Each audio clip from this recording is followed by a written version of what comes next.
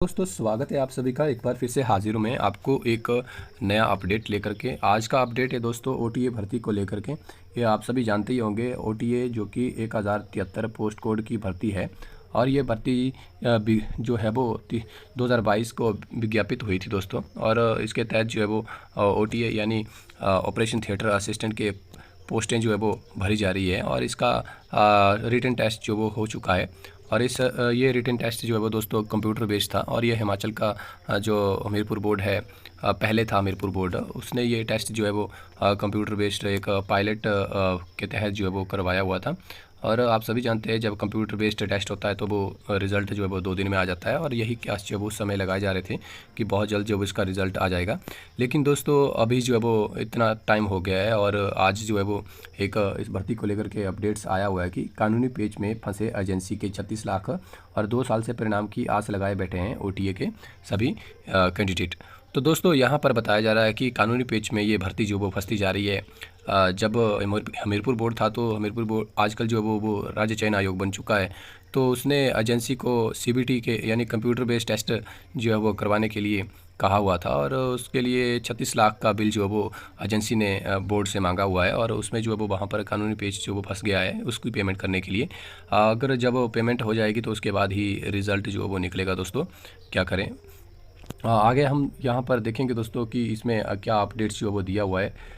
जैसा कि आप देख पा रहे हैं कि यहाँ लिखा हुआ है कि हिमाचल प्रदेश राज्य चयन आयोग में कंप्यूटर बेस्ड टेस्ट आधार पर आयोजित operation theatre assistant post code 1073 की परीक्षा का परिणाम अभी तक घोषित नहीं हो पाया है। मार्च में गठित राज्य चयन आयोग के माध्यम से ओटीए की भर्ती की परीक्षा आउटसोर्स एजेंसी के माध्यम से आयोजित की गई थी। परीक्षा के आयोजन की एवज में आयोग ने एजेंसी को 36 लाख रुपए का भुगतान करना है, लेकिन 4 माह के बाद भी भुगतान नहीं हो पाया है। सीबीटी माध्यम से आयोजित यह परीक्षा आयोग में पायलट आधार पर आयोजित की थी। इसके बाद इसी परीक्षा को आधार बनाकर अन्य परीक्षाएं करवाई जानी थी।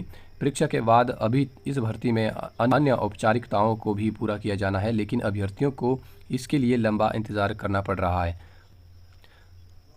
पूर्व के कर्मचारी चयन आयोग ने 30 मार्च 2022 में यह भर्ती परीक्षा विज्ञापित की थी, लेकिन 2 साल से अधिक का वक्त बीतने के बाद भी भर्ती अधर में है। आउटसोर्स एजेंसी ने परीक्षा के लिए प्रदेश में 4 परीक्षा केंद्र बनाए थे, जिनका एजेंसी ने आयोग को 36 लाख के करीब बिल थमाया गया है। लेकिन भंग कर्मचारी आयोग और नवगठित राज्य चयन आयोग की कानूनी पेच में ये भुगतान जो वो फंसा गया। और साथ ही यहाँ पर राज्य चयन आयोग के चेयरमैन ने कहा है कि जल्द ही औपचारिकताओं को पूरा कर लिया जाएगा। इस विषय पर वरिष्ठ अधिकारियों से विस्तृत चर्चा हुई है। जल्द ही परीक्षा का परिणाम घोषित कर भर्ती की प्रक्रिया को आगे बढ़ाया जाएगा। तो दोस्तों रिज़ल्ट निकालने की बात तो कही जा रही है, लेकिन देखते हैं क्या क्या होता है। आप सभी को पता ही है लेट लतीफ़ी जो है वो राज्य चयन आयोग हो या फिर हिमाचल के किसी भी एग्ज़ाम के रिज़ल्ट के लिए जो है वो बहुत ज़्यादा समय जो वो लग रहा है।